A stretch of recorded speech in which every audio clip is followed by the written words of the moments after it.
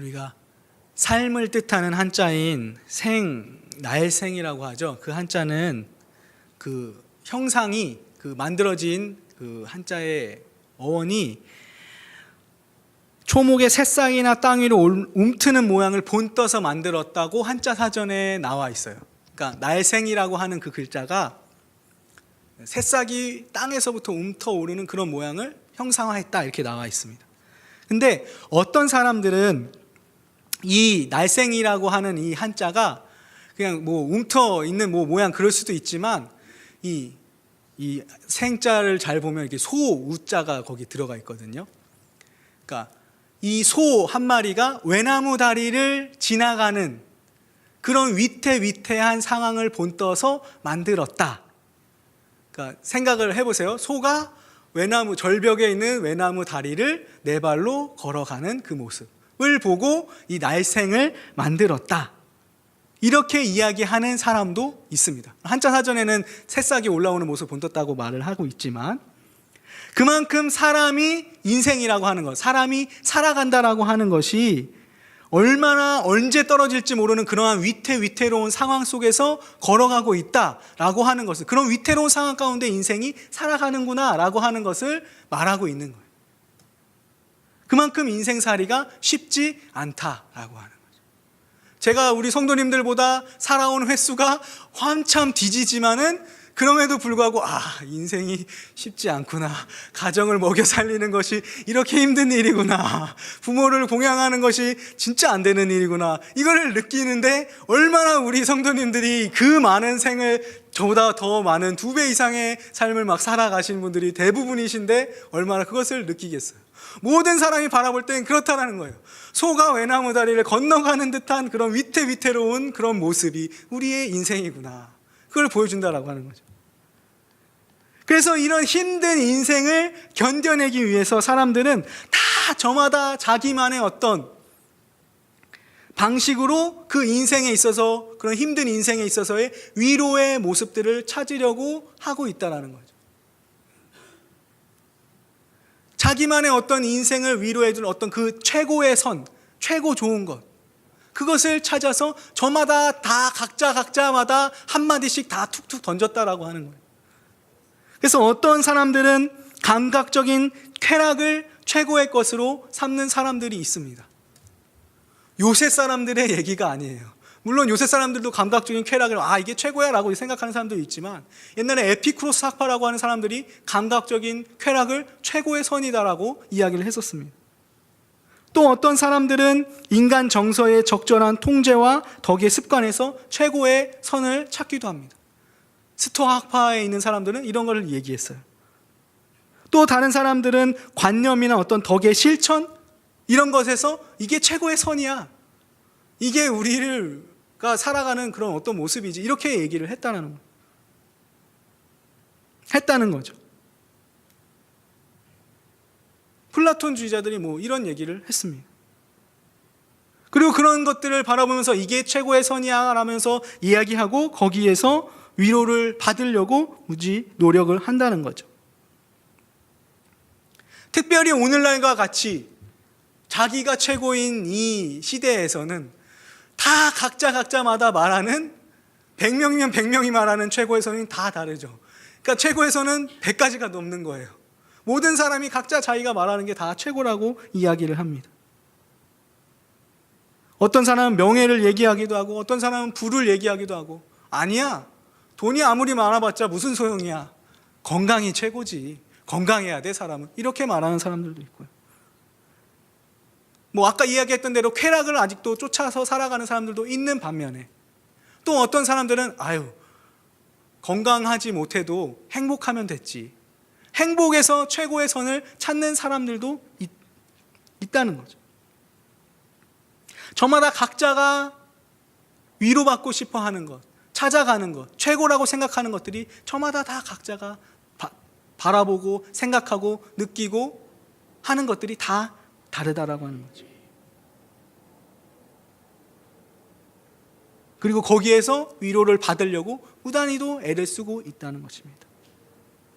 그러나 이 모든 것들은 일시적인 것이죠. 아까도 얘기했지만 우리는 영혼을 잇대어서 살아가는 사람들이기 때문에 이런 것들이 우리에게는 그렇게 크게 중요한 의미로 우리의 인생을 위로해 줄 수 없다라고 하는 것은 우리는 너무나 잘 알고 있습니다. 이런 죽음 이후에는 아무런 효과도 발휘할 수 없는 것들이 우리를 위로해 줄 수 있는 것이 아니라 오직 성경에서는 우리를 위로해 줄 수 있는 것이 따로 있다라고 하는 것을 가르쳐주고 있다는 거죠. 위로라고 하는 것은 굉장히 쉬운 것 같지만 쉬운 것 같지도 않죠. 어려운 거죠. 딱 봤을 때 위로를 해줘야지, 내가 저 사람 위로해줘야지 라고 했을 때 어떻게 위로를 해주지? 너무나 어려운 거예요. 쉽지가 않은 거예요, 위로라고 하는 것은. 예를 들면 이런 게 있을 수가 있어요. 어떤 한 남자가 실연을 당했어요. 너무나 사랑하는 사람한테 차였어요. 말 그대로 차인 거예요. 실연의 아픔을 겪고 있습니다. 근데 그 친구를 위로해 주려고 그 친구의 친구들이 갔어요. 위로가 될까요? 위로는 무슨 위로가 돼요? 같이 술이나 먹고 속이나 버리지 않으면 다행이죠. 위로가 안 되는 거예요. 많은 사람들이 사람을 위로하려면 많은 이야기를 들어주면 돼. 열심히 들어주면 위로가 되는 거야.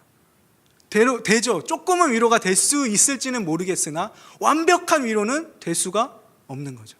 이 실연당한 남자에게 완벽한 위로가 되려면 어떻게 해야 되는 거예요? 이 남자가 사랑했던 그 여인을 다시 데리고 와서 서로가 정말 사랑했던 그 상태로 완벽히 되돌려 놓을 수만 있다면, 그렇죠? 그러면 그게 완벽한 위로가 될 수가 있겠죠. 이렇게 예를 제가 들어드린 거예요.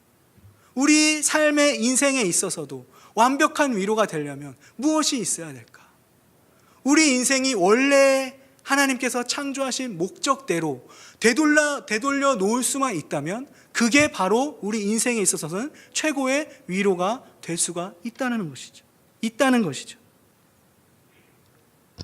그래서 인생에게 모든 문제를 발생시키는, 우리가 문제를 안고 있잖아요. 우리 인생은 심각한 죄를 가지고 있죠. 그리고 그 때문에 영원한 죽음을 안고 살아가는 인생이죠.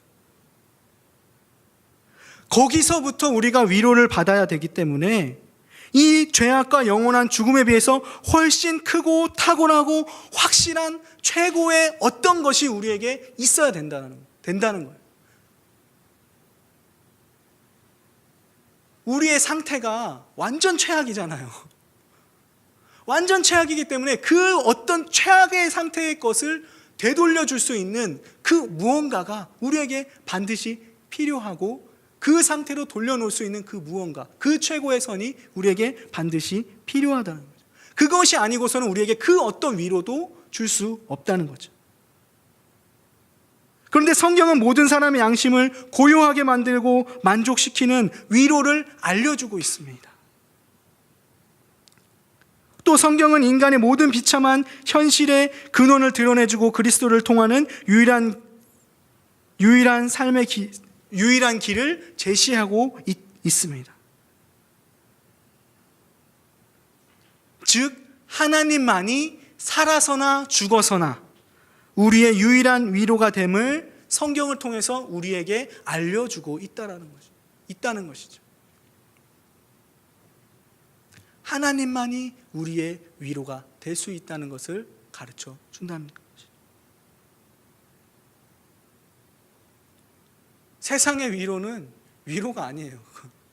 하나님만이 이 죽음과 죄악 가운데 있는 형편없는 나의 모습에서부터 위로를 줄 수 있는 분은 오직 하나님, 예수 그리스도를 통한 그 구원의 길, 그거밖에 없다는 것이죠. 그 하나님의 구속 사역을 통한 위로에는 여러 가지 부분들이 있습니다. 6가지 정도를 정리해놨는데, 첫 번째는 우리가 그리스도로 말미암아 하나님과 화목하게 되었으므로 우리가 더 이상 하나님의 원수가 아니고 하나님의 자녀이며 우리가 우리 자신의 것이 아니고 하나님의 것이라는 것이 우리의 위로의 한 부분입니다. 예수 그리스도를 통해서 화목하게 만들어주시고 하나님의 자녀로 삼아주셨다는 거예요. 진노의 자녀에서 하나님의 자녀로 바꿔주셨다는 거죠. 그리고 우리는 더 이상 내가 내 삶 아무렇게나 살아도 되는 것이 아니라 하나님이 그렇게 바꿔주시고 내가 하나님의 소유권으로 바뀌게 됐다는 거죠. 그게 굉장히 큰 위로가 된다는, 위로의 한 부분이라는 거예요. 두 번째, 하나님과의 화목하게 된 방식이 그리스도의 고난을 통하여 그가 고난당하시고 죽으심으로 우리 죄를 보상하셨다라고 하는 거죠. 우리가 값없는 은혜를 통하여서 구원을 받았지만 사실은 값이 없는 게 아니라 예수 그리스도를 내어주심으로써 우리가 구원을 받은 거죠. 우리의 죄와 사망의 권세에서 자유롭게 되기 위해서는 예수 그리스도가 필요했다는 거죠. 예수 그리스도가 죽으시는 그 죽음이 있어야 되는 거죠. 다만 그것을 우리가 값없는 은혜를 통해서 받은 것뿐이죠. 그것을 우리는 반드시 알아야 되는 겁니다. 우리의 죄가 크고 무겁지만 그것을 능가하시는 예수 그리스도께서 그것을 해결해 주셨다라고 하는 것. 예수 그리스도께서 우리의 완벽한 보증인이 되주셨다는 것. 그것이 우리의 위로가 되는 거죠. 세 번째, 죄와 사망의 비참한 처지에서 우리가 구원받았다는 것. 형편없는 우리의 비참한 처지죠. 죽을 수밖에 없는, 하나님과 이미 등졌다라고 하는 거. 제가 항상 얘기하지만 우리는 하나님과 같이 동행하면서 사는 삶을 살아야지만 인간다운 삶을 사는 거예요. 하나님과 등을 졌다라고 하는 것은 정말 말도 안 되는 비참한 현실에 우리가 있다는 거예요. 그런 처지로부터 우리가 구원을 받게 됐다는 거죠. 값없는 은혜로 예수 그리스도를 통하여서. 그걸 우리가 반드시 알아야 되고 그게 우리의 위로가 되는 거예요. 네 번째, 앞에서 말한 화목과 구원과 그리스도께서 우리를 위해 값없이 죽어 사신 은혜가 끊임없이 보존된다고 하는 것. 그리고 우리의 안전이 우리의 손이 아닌 하나님의 손에 붙들려 있다라고 하는 것. 한번 구원받고 너는 잘 못했으니까 넌 구원 취소할래, 이렇게 되는 게 아니에요. 하나님께서 구원해 주셨으면 끝까지 가는 거예요. 끝까지 하나님이 우리를 책임져 준다라고 하는 거죠. 하나님께서 우리를 책임져 주신다는 거예요. 언제까지? 우리가 하나님 천국의 극치에 이를 때까지, 하나님의 나라에 갈 때까지 하나님께서 우리를 붙들어 주시고 끝까지 하나님의 자녀로 인정해 주신다는 거죠. 우리의 안전이 하나님 앞에 하나님의 손에 달려 있다는 것이 얼마나 큰 우리의 위로가 되는지 모르는 거예요. 만약에 그 우리의 안전의 보장이 나한테 달려 있다고 생각해 보십시오. 얼마나 위태롭습니까? 그러나 하나님이 우리를 붙들고 있어요. 거칠 게 없는 거죠. 하나님이 나를 붙들고 있는데 내가 어떤 무서울 게 있겠습니까? 그게 우리의 큰 위로가 되는 겁니다. 자, 다섯 번째입니다. 우리의 모든 악을 선으로 바꾸신다는 것. 의인이라고 성경에서 이야기하는 많은 사람들도, 의인은 없지만 조금 낫다라고 이야기하는 그런, 인정해주는 그런 사람들도 환난을 당하고 죽임을 당하고 살육을 당하기도 합니다. 그러나 하나님께서는 모든 일이 그들에게 유익이 되도록 바꾸신다라고 하는 거죠. 그래서 그러한 일들이 그에게 아무런 해가 되지 않고 오히려 그들의 구원을 이루는데 협력하게 된다는 그 사실이 우리에게 또 강력한 위로가 되는 겁니다. 환난을 받고 고난을 받고 죽음을 당하는 그런 일들을 겪을 수 있어요. 그렇지만 하나님께서는 그 모든 일들을 합력하여서 선으로 바꿔주시고 정말 하나님의 구원을 이루어 가는데 유익하도록, 그러니까 우리 안에 일어나는 모든 일들이 우리는 감사할 수 있는 거고, 하나님이 이렇게 해 나가시는 그 구원의 역사들을 바라보면서 하나님이 이끌어 가시는구나, 그런 하나님의 일하신, 하나님의 사역하심에 대해서 우리가 위로를 받게 되는 거죠. 여섯 번째는 이 모든 은택들과 영생에 대하여 충만한 깨달음과 확신이 있다는 거죠. 이렇게 하나님께서 우리를 위로해 주신다라고 하는 확신이 우리 안에 또 발생하게 되는 거예요. 어떻게 발생하는가? 참된 믿음과 회심을 이루시는 성령님께서 이 모든 축복들이 우리에게 해당됨을 증거해 주시고, 또한 이 믿음의 결과들로 나타나는 참된 회개, 그리고 하나님의 계명들에 순종하려고 하는 마음이 우리 속에 생겨나게 해주신다는 거예요. 성령님이 그렇게 생겨날 수 있도록 해주시기 때문에 우리는 내가 하나님의 위로를 받은, 하나님께 붙들림 바 된, 구원받은 백성이구나 라고 하는 것을 확신할 수 있게 된다는 거죠. 그러니까 하나님의 위로가 우리에게 있다라고 하는 확신은, 그러니까 내가 하나님을 믿고 내가 회개를 하고 내가 하나님의 말씀대로 살아가야지라고 하는 그런 어떤 내 마음의 그런 움직임이 있다면 내가 하나님께 붙들려 있구나라고 생각해도 무방하다는 거예요. 잘 할 수는 없죠. 그렇게 말씀대로 순종할 수는 없죠. 잘 안 되죠. 그렇지만 어떡하지? 내가 말씀대로 살아야 되는데 라고 하는 어떤 그런 마음의 부딪힘과 움직이려고 하는 그런 열심히 내 안에 성령께서 움직여주시는 그런 마음이 있다면 내가 구원받은 백성이구나 라고 하는 것을 확신해도 된다라고 하는 거예요. 그러니까 걱정하지 마시라는 것을 제가 말씀드리는 거예요. 내가 구원 못 받으면 못 받은 사람이면 어떡하지? 이런 생각을 하지 마시고 내가 조금이라도 내가 계명에 순종하려고 하는 그런 마음만 있다면, 그럼 하나님에게 붙들림 바 됐다라고 하는 것을 그렇게 확신하셔도 된다는 거예요.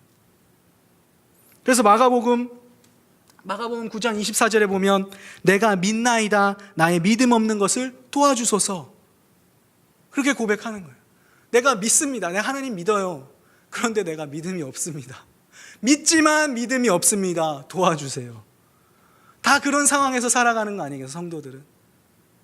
그러니까 우리가 하나님께서 베풀어 주신 그 은혜, 또 그 위로에 대한 그런 부분들 5가지 얘기하고 마지막에 그 확신이 우리에게 있음으로써 우리가 위로가 된다라고 하는 것, 확신이 가지고 내가 위로를 받는다라고 하는 것을 우리가 깨닫고 기억하고 그 말씀대로 살아가려고 기도하면서 노력해야 된다는 거예요. 나의 믿음 없는 것을 도와주소서라고 끊임없이 간구하면서 살아가야 되는 거죠. 또한 이러한 위로를 위해서 우리가 알아야 될 것들이 있습니다. 아까도 언급한 부분이지만 먼저는 우리의 비참함을 알아야 됩니다. 우리의 상태를 알아야 돼요. 병에 걸린 사람이 있어요. 죽을 병에 걸린 사람이 있다고 예를 듭니다. 내가 이 병에 걸렸구나 라고 하는 것을 알아야 이 병을 어떻게 치유해야지 찾는 거예요. 어떻게 하면 내가 만약에 몸에 암이 있어요, 며칠 못 살 것 같다라고 이야기를 해요. 그러나 조금이라도 내가 나아질 수 있는 방법이 찾게 되는 거예요. 내가 질병이 있다는 걸 알면. 물론 2가지의 경우가 있겠죠. 아예 난 안 돼, 포기해버리거나 어떻게든 살려고 사는 방법을 찾거나. 내가 살려고 하는 방법을 찾지 못하면 포기를 하겠지만 내가 살 수 있는 방법이 있대요. 소문을 들었더니 어떻게 하면 살 수 있다고 사람들이 이야기를 해요. 우리의 그런 게 있는 거잖아요. 내 상태가 비참한 상태에 있다는 것을 알고 내 그 비참한 상태를 해결해 줄 수 있는 방법이 있다는 거잖아요. 어떤 방법이 있다는 거예요? 예수 그리스도께서 십자가에 달려 돌아가신 그 은혜를 믿으면 내가 살 수 있다라고 하는 것을 알려주는, 구원의 은혜가 있다는 것을 알려주는 거잖아요. 마찬가지로 우리가 병이 있다는 것을 알게 되었을 때 내가 그 병을 치료받기 위해서 뭔가 방법을 찾는 것처럼 그 나의 비참한 상태를 먼저 알아야, 내가 질병이 있다라는 거 하는 거, 내 비참한 상태에 있다라고 하는 것을 먼저 알아야 그 비참한 상태를 해결해 줄 수 있는 것을 간구하게 된다는 거예요.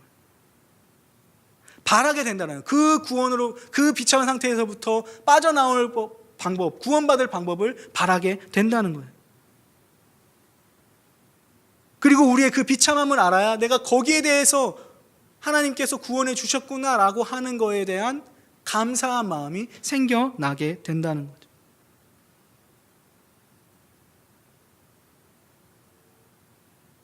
그리고 그 자기 자신의 비참함에 대한 지식이 먼저 있어야 하나님의 복음, 우리를 구원해 줬다는 그 복음을 들었을 때에 유익이 되는 거예요.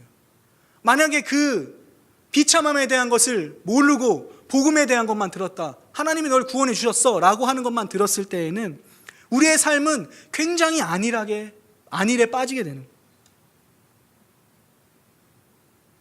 우리의 죄에 대한, 우리의 비참한 상태에 대한 그러한 선 지식이 없이 그냥 우리가 구원받았다라는 것만을 알게 되었을 때에는 굉장히 하나님의 말씀에 대해서 부주의해지고 더 완악하게 우리의 삶이 나아갈 수밖에 없는 모습을 우리는 오늘날 우리 한국교회의 모습을 통해서도 확실히 볼 수 있는 모습인 거죠.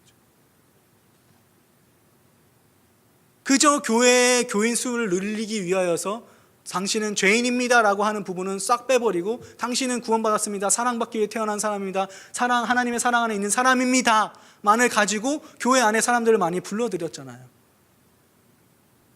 그러다 보니까 자기가 어떤 처지에 있었는지를 아예 모르는 거예요, 사람들이. 그러니까 마치 자신이 잘하고 있는 줄만 알아요. 그러니까 이전에 비참한 상태에 있었던 모습 그대로 살아가면서도 교회 안에서 신앙생활하고 있으면서 나는 구원받았다라고만 이야기하는 거죠. 더 완악해지고 더 어떤 삶이 해이해지고 하나님의 말씀대로 살아가고자 하는 그런 모습이 보이지 않게 되는 거죠. 그렇기 때문에 우리는 먼저 우리의 자신이 얼마나 비참한 상태에 있는지를 먼저 알아야 되는 거죠. 언제나 선지자들이나 하나님의 사람들, 사도들이나 하나님의 말씀을 백성들한테 전할 때에는 너희가 죄인이다 라고 하는 것을 먼저, 하나님의 율법을 먼저 선포했습니다. 그 율법을 통해서 죄를 깨닫게 됐을 때 그래 우리는 안 되니까 예수 그리스도의 보혈의 능력이 필요합니다 라고 하는 것을 끊임없이 선포했다는 거예요. 우리의 비참함을 먼저 알고 구원의 그 모습을 알아야지만 우리가 겸손하게 하나님의 말씀대로 살아갈 수가 있는 거죠. 근데 오늘 한국교회는 그것이 무너져 내리고 있는 모습인 거죠. 얼마나 안타까운 모습인지 모릅니다.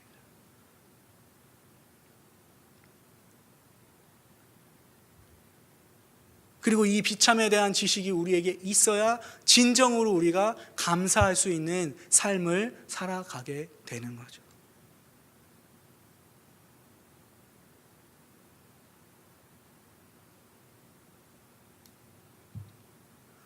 또 우리는 우리의 구원에 대해 아는 지식이 반드시 필요합니다. 우리의 비참함에 대해서도 알아야 되고 우리의 구원을 아는 지식이 반드시 필요합니다. 우리가 질병이 있다, 아까 예를 든 것처럼 죄와 비참한 모습이 있는데 거기에서 나올 수 있는 방법을 모른다? 구원을 받을 수 있는 방법을 모른다? 라고 한다면 아까 말씀드린 것들은 포기하게 되는 거예요. 낭망하게 되는 거죠. 난 비참하네. 비참한 걸로 그냥 끝나버리게 되는 거죠.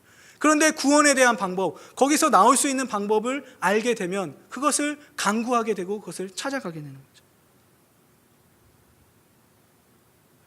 또한 그 구원에 대한 올바른 방법을 알게 되었을 때 다른 사람들이 고안해낸 다른 구원의 방도들에 빠지지 않게 되는 거예요. 하나님께서 우리를 구원해 주신 그 올바른 방법을 우리가 확실히 알면 이단들이 말하는 다른 구원의 방도들이나 다른 종교에서 이야기하는 다른 구원의 방도들에 우리가 빠지지 않게 될 수 있는 거죠. 그렇기 때문에 우리는 구원의 방법에 대해서 반드시 알아가야 되는 거죠. 그리고 그런 구원에 대한 지식과 또 우리 자신에 대한 지식이 우리가 잘 알게 되었을 때 그것을 통하여서 우리의 삶이 언제나 감사한 삶으로 바뀌게 되고 우리의 처지나 환경이나 그런 어떠한 것들이 우리를 휘몰아치고 우리를 힘들게 한다 할지라도 또 때로는 사단이 우리한테 와서 너는 죄인이잖아 참소하고 우리를 깎아내리려 할 때조차도 우리는 담대하게 설 수 있고 하나님의 말씀 가운데 감사한 모습으로 나아갈 수가 있게 되는 거죠. 이런 하나님의 강력한 위로가 우리 가운데 있다는 거죠. 이러한 선지식을 가지고 오늘 본문을 한번 살펴보도록 하겠습니다. 오늘 읽은 본문 역시 하나님께서 우리의 위로자가 되어 주심을 보여주고 있는 본문입니다. 이제 이 40장, 우리가 읽은 40장 앞쪽에서는 다른 것들에 대해서 많이 이야기하다가 이제 40장에 들어와서는 포로로 잡혀가게 된 이스라엘 백성들에 대해서 이스라엘 백성들이 어떻게 될 것이다라고 하는 것들에 대해서 하나님이 미리 보여주시고 알려주시는 그런 모습 가운데 있는데 먼저 27절에서는 야고바라고 이야기하고 있죠. 성경에서 야고바라고 이야기하는 것은 하나님의 택한 백성이다라고 하는 것을 보여주는 표현이에요. 알려주는 표현이에요. 이 야고바라고 하는 호칭은 하나님의 택한 백성과 하나님의 언약 안에 있는 백성을 말하는 거예요. 그러니까 너네가 이스라엘 백성이 포로로 잡혀가게 되면 그 고난의 때가 길어지게 될 것이고, 그러다 보면 너희들이 낙담하게 될 수도 있다. 그리고 그렇게 불평하게 될 수도 있을 것이다 라고 하는 것을 하나님께서 예언의 말씀으로 하고 있는 거죠. 하나님이 택한 백성, 하나님이 자녀 삼으신 그 백성이 포로라고 하는 극심한 고난에 처하게 될 때, 그와 같은 상황에서 하나님이 자신들을 버렸거나 더 심하게는 자신들의 구원을 하지 않고 그냥 능력이 없는 하나님이 아닌가라고도 생각하게 될 수 있다라는 거죠. 그리고 불평하게 될 거라는 것입니다. 우리도 마찬가지죠. 이 야고바라고 하는 표현은 우리한테도 동일한 표현으로 이야기하는 거예요. 우리는 하나님의 언약 안에 있는 백성이기 때문에 우리가 고난에 처하거나 그 고난의 때가 생각보다 길어지게 되면 우리를 향한 하나님의 사랑이나 능력을 의심하게 될 때도 분명히 우리 신앙생활하면서 있을 수도 있을 거예요.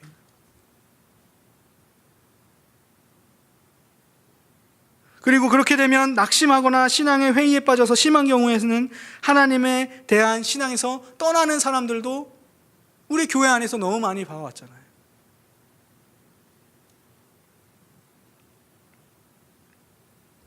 그러나 하나님께서는 우리를 고난 가운데 두시는 이유는 우리를 사랑하지 않거나 능력이 없어서가 아니다라고 하는 것을 우리는 잘 알고 있죠. 죄로 오염된 우리의 모습들, 아까 비참한 처지에 있는 우리의 모습들,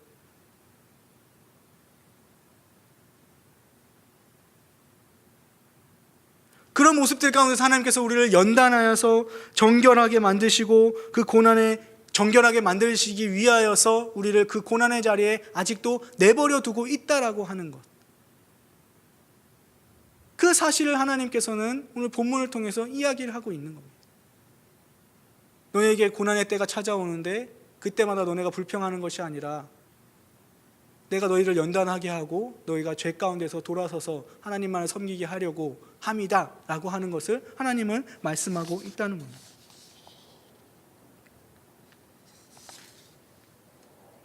그렇게 하시기 위해서 하나님께서는 우리를 때로는 고난의 그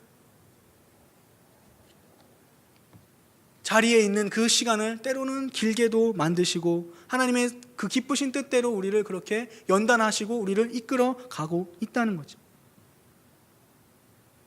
그래서 하나님께서 우리가 하나님의 정하신 때가 이르기까지 인내하여서 우리 자신을 하나님 앞에서 바르게 세워 나가야 되는 거죠. 하나님의 정한 때가 이르기까지 우리가 인내하면서 우리 자신을 하나님 앞에서 바르게 세워 나가야 하는 거죠. 그러기에 우리 자신이 너무 연약하다는 것을 우리는 너무나 잘 알고 있어요.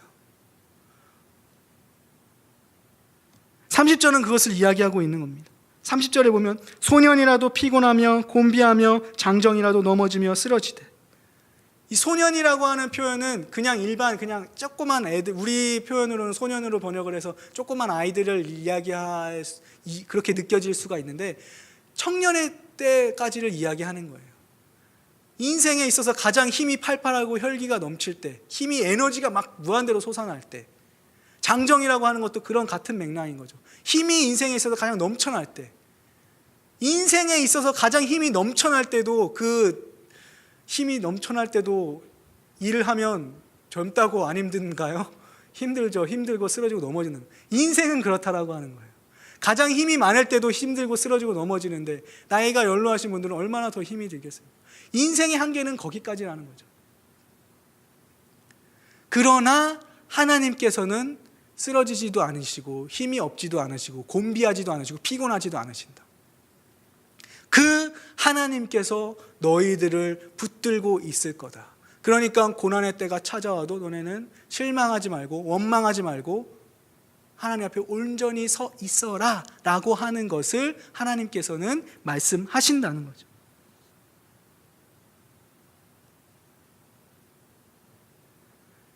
인간의 보잘것없는 능력으로 우리의 인생을 살아가는 그 모습이 아무리 잘난 힘이 센 이 세계에서 제일 힘센 사람이라 할지라도 인생 살아가는 모습을 보면, 아무리 강인한 사람이다라고 할지라도 인생에 살아가는 모습을 보면 소가 외나무 다리를 건너가는 듯한 그런 위태로운 모습뿐이라는 거죠. 그런 위태로움에 살아갈 수밖에 없는 그런 인생이라는 거죠. 그런 한계점을 가지고 있다는 거죠. 그러나 오직 여호와를 앙망하는 자는 새 힘을 얻으리니 독수리가 날개치며 올라감 같을 것이요 다른 박질하여도 곤비하지 아니하겠고 걸어가도 피곤치 아니하리로다 라고 하는 말씀으로 우리를 위로해주고 있는 것입니다. 앙망한다는 것은 참을성 있게 기다리는 것을 말합니다. 고난의 때가 때로 길어질 수 있습니다. 아니면 온 인생의 전체가 다 고난의 때일 수도 있습니다. 심하면 바로 하나님 앞에서 순교할 수도 있고 죽을 수도 있는 거죠. 목숨을 내놓는 상황이 올 수도 있는 거죠. 그러나 그 모든 시간들을 앙망한다는 것, 견디고 기다리고 위를 바라보며 하나님이 뜻하신 바가 무엇일까를 항상 생각하면서 기다리는 거죠. 그게 앙망이라는 거예요. 새 힘을 얻는다는 것은 마치 원어상의 표현으로는 그래요. 새싹이 움트는 것과 같은 것. 새싹이 움트는 것 같은 그런 에너지. 다큐멘터리를 보면은 싹이 싹 올라오는 걸 이렇게 슬로우 카메라 찍어가지고 보여주죠. 싹이 움트는 그런 에너지, 그런 힘을 얻게 된다는 거예요. 오직 여호와를 앙망하는 자는 그러한 새 힘을 얻게 될 거다. 하나님께서 부어주신 그 힘을 얻게 될 거라는 거죠. 지속적으로 그 새 힘이 솟구쳐 오를 거다라는 것을 하나님께서 약속하고 있다는 겁니다. 우리가 여호와를 앙망하기 때문에 하나님이 새 힘을 주시는 거예요. 우리가 무엇을 했기 때문에, 우리가 하나님을 위해서 뭔가를 하기 때문에 하나님이 우리에게 그 새 힘을 부어주신다라는 것이 아니에요. 하나님께서 하나님을 앙망할 수 있는 능력을 우리에게 허락해 주시고 그렇게 이끌어 가시고, 또한 하나님이 그런 새 힘을 허락해 준다라는 거죠. 우리가 우리의 능력으로 뭔가 할 수 있을 거다라고 하는 그러한 착각은 버려야 됩니다. 우리의 힘으로 뭔가 하나님을 위해서 할 수 있다라고 하는 것 도저히 있을 수가 없는 일이에요. 왜? 우리의 힘은 아까도 말씀드렸지만 한계가 있어요. 매일 불안합니다. 수천 번 수만 번 실패할까 조마조마하면서 살아가는 인생입니다. 그렇기 때문에 우리의 능력은 믿을 수가 없어요. 그러나 하나님께서는 하나님을 앙망할 수 있는 힘을 우리에게 허락하여 주시고 새 힘 또한 우리에게 허락하여 주시는 거죠.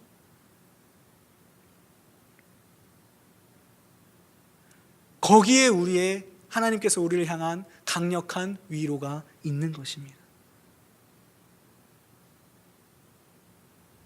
그렇기 때문에 그리스도인에게 살아있을 때에나 죽은 후에나 영원히 있는 유일하고 견고한 위로는 바로 그리스도로 말미암아 값없이 죄를 씻음과 하나님과 화목됨에 대한 확신과 영생에 대한 확실한 기대에 있는 것입니다. 이런 위로는 성령께서 복음을 통하여서 우리의 마음에 심어주시는 거예요. 성령님께서 우리 마음에 그렇게 확실하도록 심어주시는 겁니다. 우리가 할 수 있는 것이 아니에요. 성령님이 그렇게 해주시는 거예요.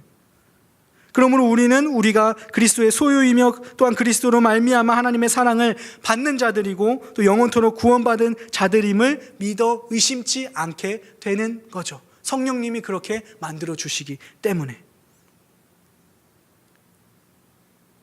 성령님이 그렇게 우리를 이끌어 가시기 때문에 우리는 거기에 확신할 수 있는 거예요. 우리의 힘이 아니라 하나님께서 보여주는 힘으로 우리가 살아가기 때문에 우리는 거기에 확신할 수 있고 확신을 가지고 살아갈 수 있고 위로를 받으면서 살아가게 되는 거라는 거죠. 그래서 사도 바울은 이렇게 가르치고 있습니다. 누가 우리를 그리스도의 사랑에서 끊으리뇨? 환난이나 곤고나 박해나 기근이나 적신이나 위험이나 칼이랴. 하나님의 강력한 위로가 우리 가운데 있는 것입니다. 기도하겠습니다.